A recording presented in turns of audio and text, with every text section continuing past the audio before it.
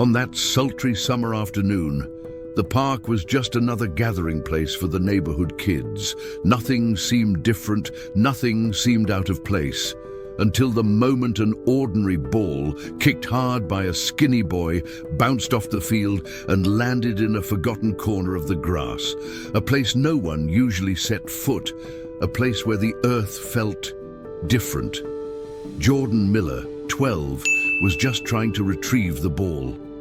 But when he got there, his eyes noticed something strange on the ground. The vegetation was disturbed, as if someone had recently disturbed the earth. There was a subtle smell in the air, a mixture of rust, dampness, and something he couldn't name. And even without understanding why, he knelt.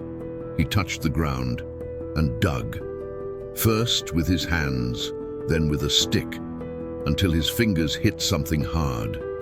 What he found in that moment was the trigger for chaos that even the adults couldn't have imagined. In less than an hour, police cars filled the park. Playtime stopped.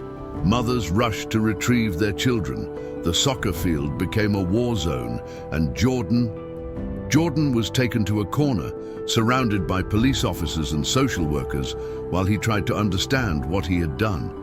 But the most curious thing of all is that what was buried there didn't just reveal a secret.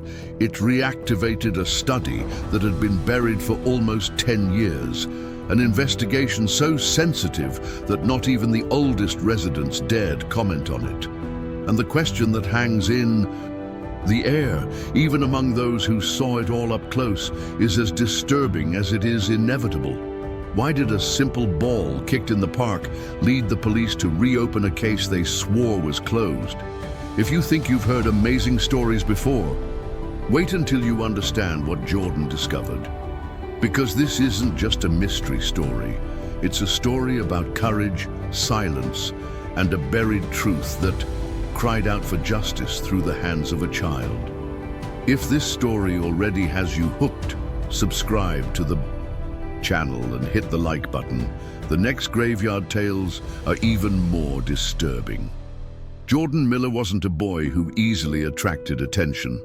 At 12, he lived in Atlanta with his mother, a hard-working woman who juggled 2 jobs to support the family and maintain a modicum of stability for her son. His father had passed away years before, and this absence had shaped Jordan into a profound silence, as if the lack of someone to listen had taught him that keeping his thoughts to himself was safer than trying to share them.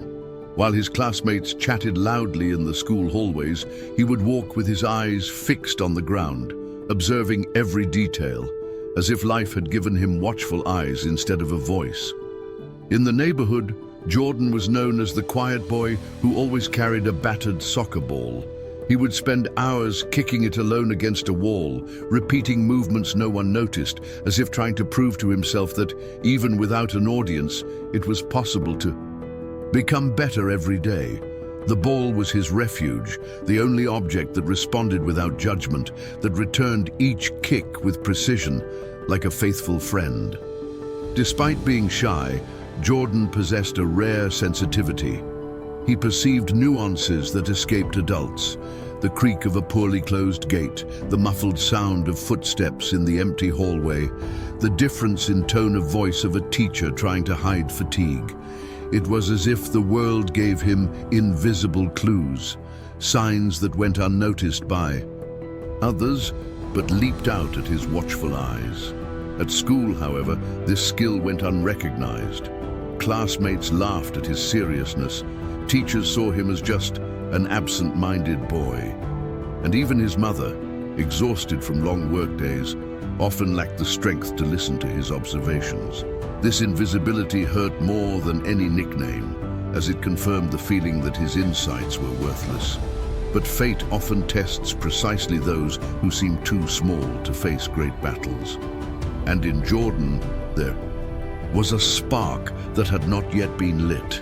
It was like a quiet flame hidden beneath the ashes, waiting for the right wind to gain strength. He didn't know it, but soon this sensitivity that had always brought him solitude would be the key to revealing something that would change the course of his city. Because that week, between impromptu soccer matches and ordinary afternoons in the park, Jordan would spot a detail that had gone unnoticed by everyone else. And that detail would become the gateway to a mystery buried for years, ready to resurface with devastating force. That Saturday afternoon, the sky over Atlanta was a light blue, and the sun spilled generously over the park, where children often gathered to play ball. Jordan had brought his worn-out ball, the one he carried as an extension of himself, and soon joined other boys in an impromptu game. The sound of laughter, the shouts of encouragement, and the dust that rose with each kick were part of the most common scene of his daily life. But as everyone raced after the goal, Jordan noticed something no one else seemed to notice. In the middle of the field, a patch of earth stood out from the rest. It was as if the ground had been recently disturbed, the grass more fragile, the green less intense, almost like a scar in the heart of the field. Every time the ball passed over it, the boy felt a difficult-to-explain discomfort, an unease that didn't stem from the game, but from the sensation that something was hidden beneath his feet. At first, he thought it was just a figment of his imagination. He tried to ignore it, focusing on the game, kicking, running, laughing with his teammates. But his eyes always returned to that same spot. It was as if a silent voice was calling to him, begging to be heard. Every time the ball bounced near the disturbed space, Jordan's heart raced, as if something inside him sensed that this detail was not normal. As his friends celebrated a goal, Jordan discreetly approached the spot. He bent down, touched the grass, and felt the softness of the loose earth. His fingers sank easily, as if the soil wanted to reveal its secret. But before he could explore further, one of the boys shouted his name, calling him back to the game. Jordan backed away, trying to convince himself it was nothing more than a whim of his observant mind. Still, the uneasiness persisted. The rest of the afternoon passed, but the image of that patch of grass remained in his mind. When he returned home, he could barely concentrate on his schoolwork. At night, lying in bed, he remembered the texture of the earth beneath his fingers, the almost imperceptible difference that only he had noticed. And this memory turned into a growing uneasiness. Jordan didn't know it yet, but he was about to take the first step into a truth buried for years. The same sensitivity that had so often made him feel invisible now showed him a path no one else dared see. And the next morning, when he returned to the park, he wouldn't be able to resist the urge to find out what was really hidden beneath that ground. The next morning, Jordan woke up earlier than usual. The park seemed to beckon him, as if that patch of land had planted a seed of restlessness within him. He picked up the ball, pretending to his mother he was just going to practice, but deep down, he knew there was another purpose to his walk to the field. The sun was still rising, the grass was covered in dew, and unlike the previous afternoon, silence reigned. It was the perfect setting for investigating without attracting attention. As soon as he reached the field, Jordan ran with the ball as if he were playing alone, but his eyes never left the spot that had kept him awake.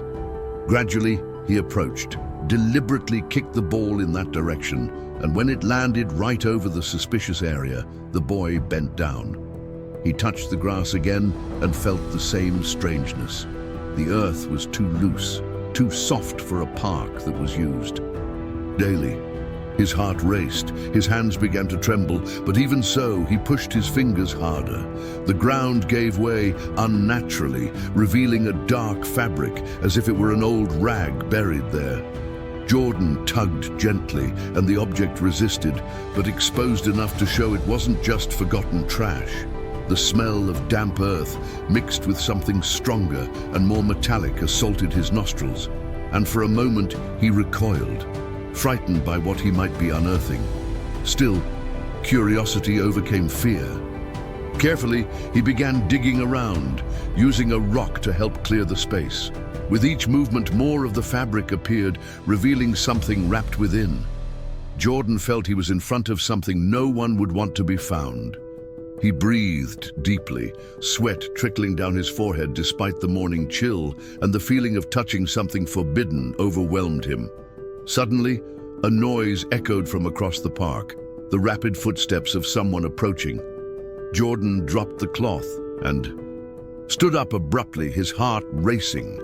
For a few seconds, he thought he'd been discovered, but it was just a morning jogger who'd passed by without noticing him. The relief was immediate, but it also served as a signal that he needed to be even more cautious. Jordan couldn't open the entire contents at that moment, but he knew something bigger than he could have imagined was hidden there. He returned home restless, with the image of the dark cloth stuck in his mind, and the certainty that he needed to find out the truth. And it was exactly this certainty that pushed him to make a dangerous decision, to tell what he saw, even without knowing if anyone would believe his word. Back home, Jordan couldn't think of anything else. The dark cloth buried in the field seemed like a riddle pulsing inside his mind, and the more he tried to push the image away, the stronger it returned. He decided he couldn't carry this alone. He needed to tell someone, needed to be heard. Maybe, for the first time, someone would pay attention to what he had to say. That same afternoon, he summoned his courage and sought out the soccer coach. While the other boys played around, Jordan tugged at the man's shirt and in a low voice began describing what he had found. The coach listened with an impatient expression, shook his head, and let out a brief, almost mocking laugh. "It's just trash, kid. Some local must have buried the remains of old things. Don't make up stories." Those words struck Jordan like a sharp blow, and he lowered his eyes and swallowed his disappointment in silence. But he didn't give up. That night, sitting at the dinner table, he tried to tell his mother. He talked about the loose dirt, the fabric that had appeared when he'd dug, the strange smell he'd smelled. His mother, exhausted from a long day of work, looked at him tenderly but also hurriedly, as if she couldn't afford to entertain one more worry. "Jordan, you have a great imagination. It must have just been an old rag. Don't get involved in it, honey. Focus on school." The pain of not being believed cut through the boy like a blade. Once again, he became invisible, his words reduced to childish fantasy. At school, the weight grew even greater. When he discreetly mentioned it to two classmates, their reaction was mockery. They laughed at him in the hallway, imitated him digging the floor, and made up jokes about the rag hunter. Embarrassment burned inside Jordan, but what truly hurt him was the knowledge that no one was willing to listen. The silence, which had once felt like a choice, now became a prison. He knew what he had seen, could sense that that patch of grass hid something dark, but every attempt to share was crushed by disbelief. This rejection not only increased his loneliness, but also fueled a flame of indignation. And it was precisely this flame that made Jordan take the riskiest decision of his life. If no one believed him, then he would investigate alone. Little did the boy know that this seemingly impulsive choice would drag him into a mystery much greater than he could have imagined. And that danger was about to approach relentlessly. That night, sleep wouldn't come to Jordan. He tossed and turned, staring at the ceiling, as if he might find some answer there. The coach's words, his mother's disbelief, his teammates' laughter, all echoed in his mind like painful echoes. But along with them was the vivid memory of the fabric buried in the field. It wasn't trash. It couldn't be. There was something there, something that needed to be revealed, and he knew that if he waited for the adults, that truth would never come to light. He decided then that he would return to the park.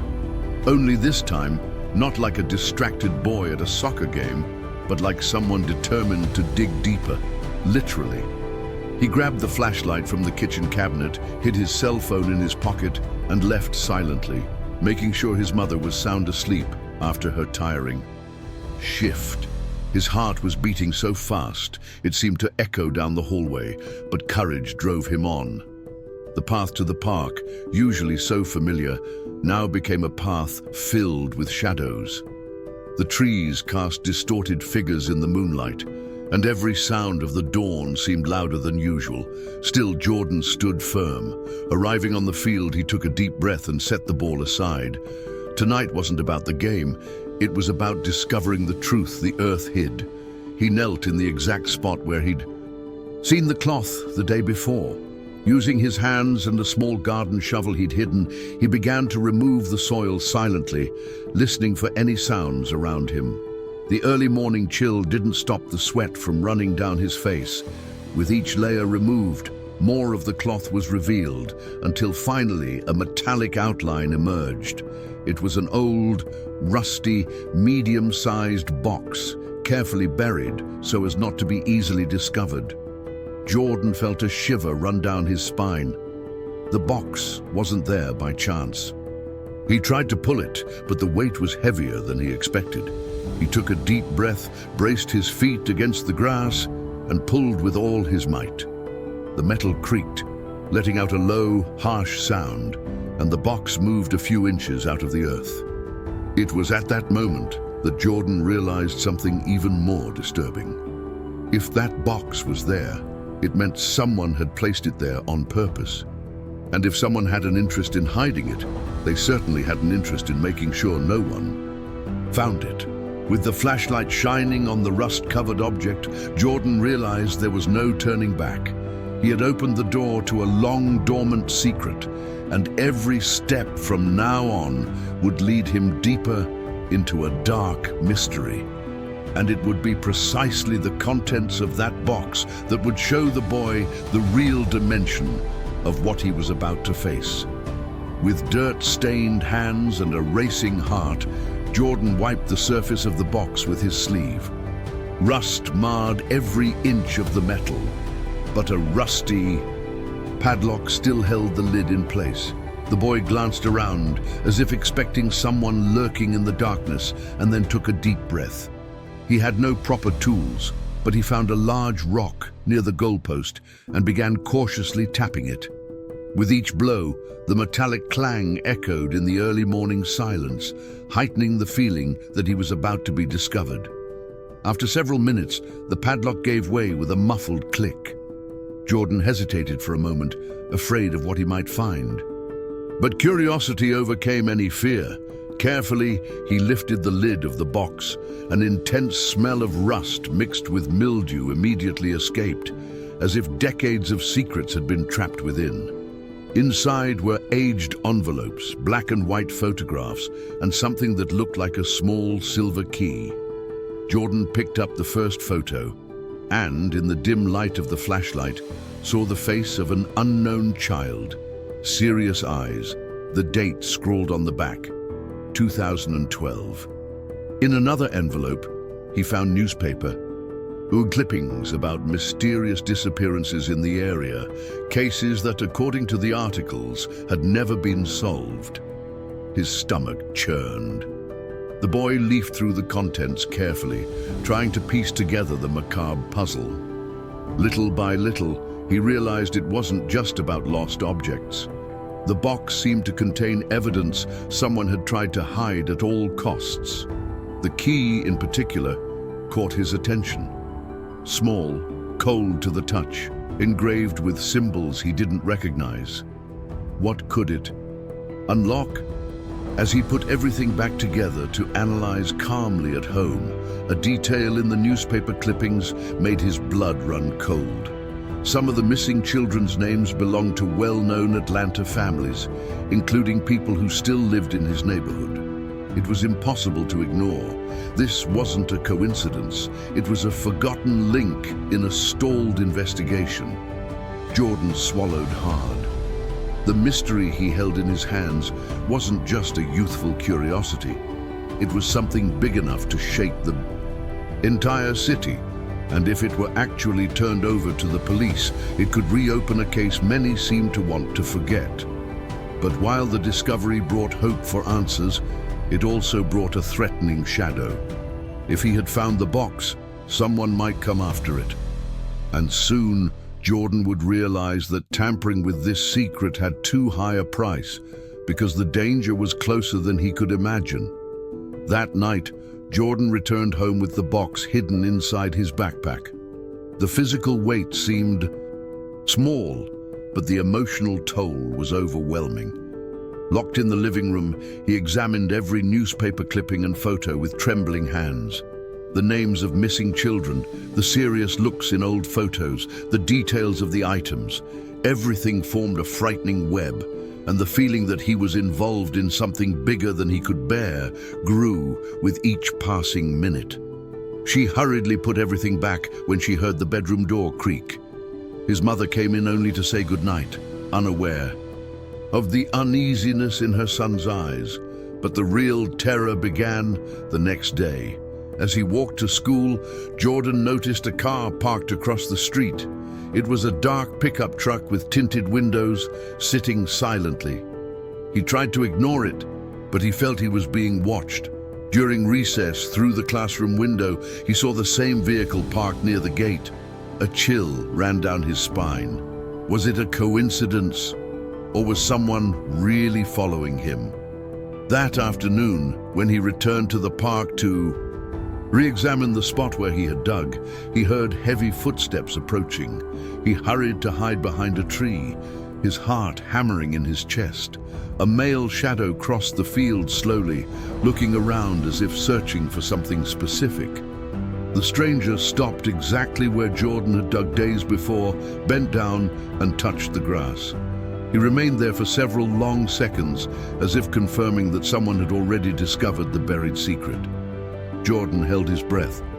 One wrong move could give him away. The figure stood, looked around once more, and returned to the truck, which sped off silently down the dirt road. The boy waited until the sound of the engine faded into the distance before emerging from his hiding place. His legs trembled, his dry throat seemingly incapable of making a sound. Now there was no doubt.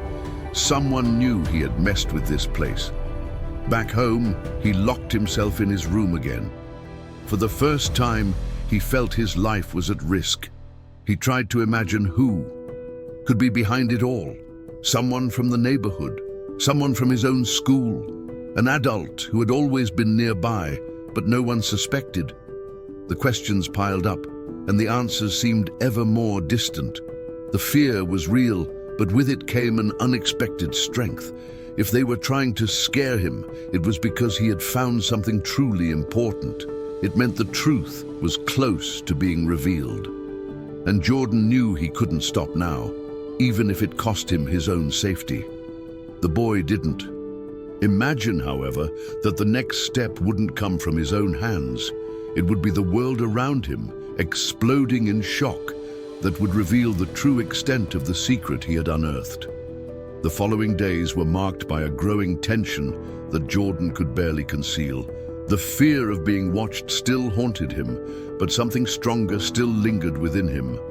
The knowledge that he could no longer carry this secret alone. The box, with its clippings and photographs, was not just a macabre treasure buried in the park. It was the key to a story that needed to come to light. It was then that he made the decision that would change everything. He sought out a local police officer, someone who occasionally patrolled the neighborhood and who, unlike the other adults, had already demonstrated patience when listening to the children. Jordan waited for her to pass, approached with his backpack on his back, and, with a choked voice, told her what he had found. At first, the officer frowned, thinking it was a child's fantasy. But when the boy opened the box and showed her the photos, the items, and the small silver key, her expression changed. Within hours, the park was once again swarming with patrol cars. Helicopters circled overhead, Journalists hurriedly set up equipment, and residents gathered in groups, trying to understand the reason for all the commotion. Police cordoned off the area and began a thorough sweep. It was as if the entire town had been torn from its peaceful daily life and thrown into a dark episode of its own history. The first articles began to circulate. Local newspapers carried headlines. Mysterious box could reopen missing persons cases in Atlanta. Television networks broadcast live footage from the park, while reporters gravely described the connection to cold investigations. With each new piece of information, the public was plunged deeper into shock. Jordan watched from a distance, hidden behind the crowd, feeling a mixture of relief and terror. Relief because finally someone believed him. Terror because he now knew this wasn't just his secret anymore. It was a public scandal, and everyone involved would surely do everything they could to keep the truth from coming to light. Families who had lost their sons years before appeared before the cameras, tearful, clamoring for answers. Jordan's name hadn't yet been released, but his conscience told him that soon everyone would know who the boy responsible for reigniting a dormant investigation was. And although the revelation was just the beginning of a race for justice, no one could have imagined that the police's next step, based on those clues, would lead to even more disturbing discoveries, and an operation that would change the fate of many lives. The box's revelation quickly fueled a massive police operation.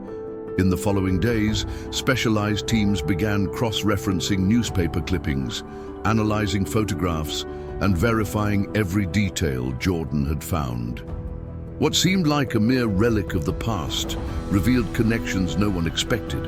Locations mentioned in the articles matched records of recent suspicious activity, and the small silver key matched a padlock used on abandoned shipping containers on the outskirts of the city. It was the missing piece needed for authorities to move forward with an investigation that had been forgotten for years. The entire neighborhood was stirred to a frenzy upon seeing trucks, helicopters, and patrol cars forming. A task force unlike anything ever seen before. For many, it was an unexpected spectacle. For the families who had lost their children, it was the first glimmer of hope in a decade. The night chosen for the operation was cold and silent. Under the cover of darkness, dozens of police officers positioned themselves around an abandoned warehouse in Atlanta's industrial zone. The building, previously ignored, now revealed itself as the possible hideout of a crime ring everyone thought had disappeared. Sniffer dogs barked restlessly, and radios crackled with rapid-fire instructions.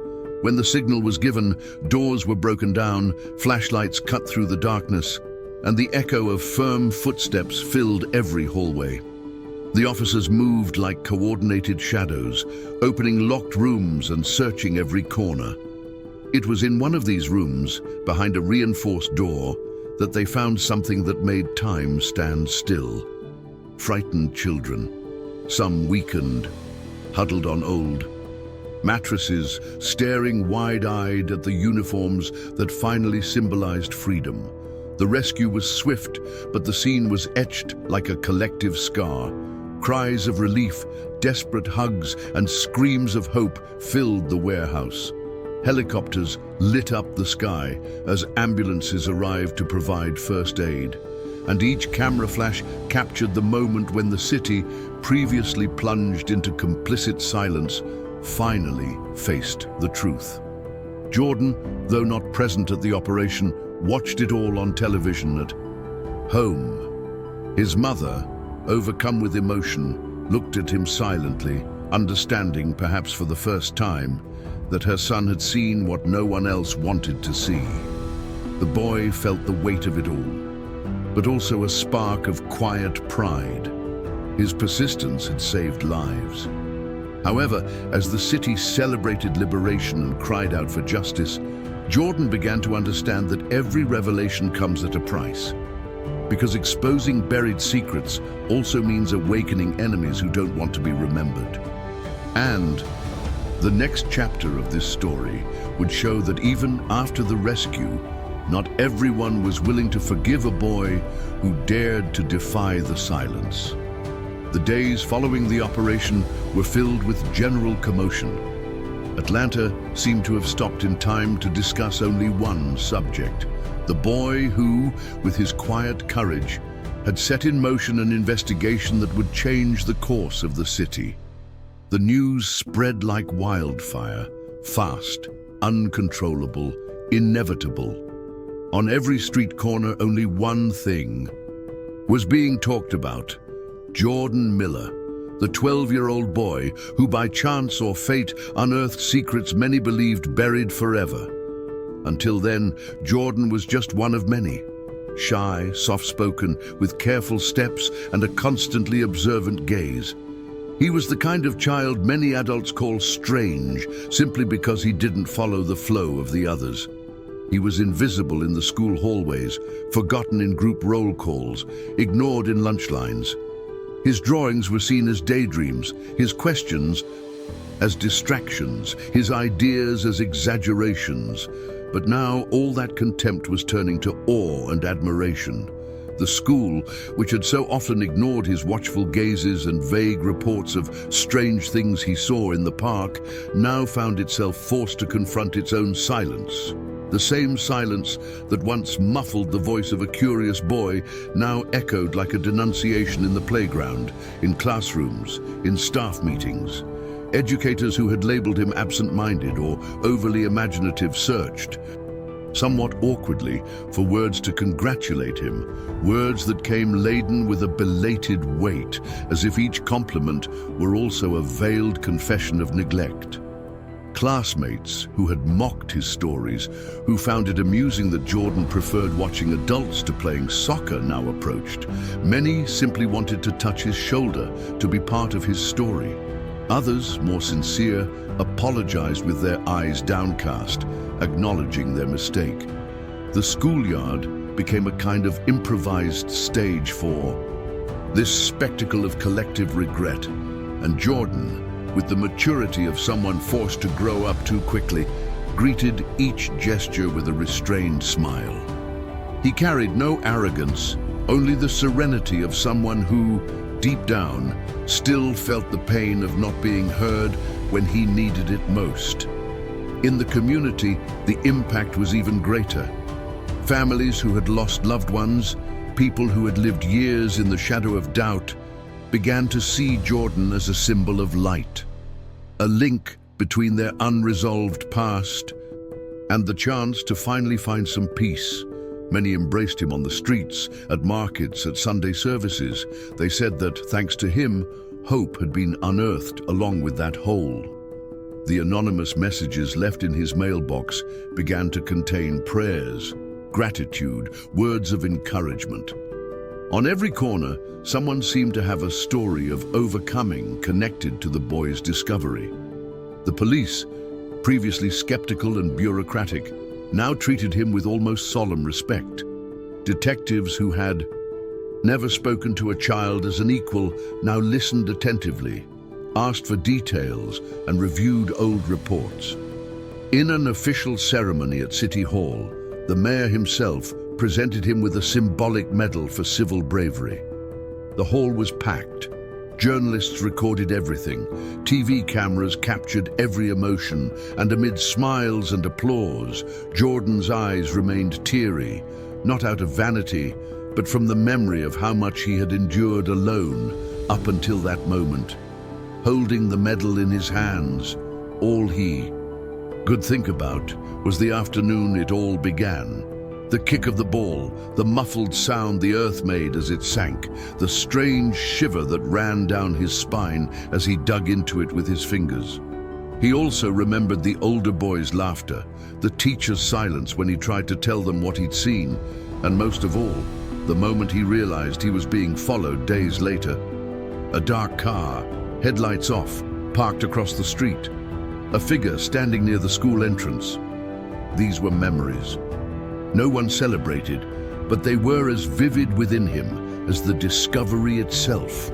Because the truth is, behind the flashbulbs, the backslapping, the political smiles, and the empty praise, Jordan didn't see himself as a hero. He saw himself as a boy who, in a moment of instinct and curiosity, ended up entering something much bigger than his childish understanding could encompass. The courage everyone celebrated for him had another name: necessity. It was as if something greater had pushed him in that direction, as if he had been chosen by a chance that, deep down, seemed perfectly calculated. And it was precisely this feeling that was beginning to unsettle him. Because even with the case gaining national attention, even with new developments emerging every week, something inside Jordan told him the story wasn't completely over. Not yet. There were details in the police files he didn't understand, names adults avoided mentioning around him, gaps no one seemed willing to fill. There was also the note he received the day after the ceremony, placed discreetly in his backpack, written in shaky, unsigned handwriting. Not everything should be dug up. From then on, Jordan slept with his window locked. He began paying more attention to shadows in alleys, to whispers in the school hallways. The adrenaline had worn off, but the sense of danger remained. His dreams were marked by confusing scenes, a hand reaching out of the earth, a voice whispering his name, a football field surrounded by invisible eyes. He didn't tell anyone, but deep inside, he felt like he'd nudged something that didn't want to be awakened. That night, sitting on the edge of his bed, his bare feet touching the cold floor and the medal resting in his lap, Jordan stared at the ceiling as if searching for an answer. The dim light from the lamp reflected in his brown eyes, now more serious than they should have been at 12. He thought about everything that had happened, but also about what could still happen. Because some stories don't end with a medal. Some stories just change phases, and deep down, Jordan knew if he had been able to find that buried truth, perhaps others were searching for him now too, not to congratulate him, but to silence him. And that's why, even amidst the celebration, he couldn't relax, because every hero who discovers too much sooner or later must choose between keeping quiet or keeping digging. And Jordan, even though he was scared, knew what he would do. The days passed, and the city seemed to be trying to return to normal, but for Jordan, nothing would ever be the same again. The park, the scene of so many innocent soccer matches, now carried a different aura, as if every patch of grass held untold stories.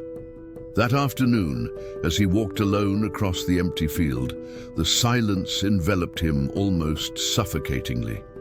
The sun was already hiding behind the trees, tinting the sky orange and violet, and the light wind rustled the leaves with a sound reminiscent of distant whispers. Jordan stopped exactly where it had all begun. There, where his fingers had first touched the soft earth, he felt that same strange vibration again, as if the ground still had something to say. He knelt slowly, running his hand over the grass, and let the memory wash over him like a wave. The image of the dark cloth, the weight of the metal box, the newspaper clippings, the children's eyes in the photographs.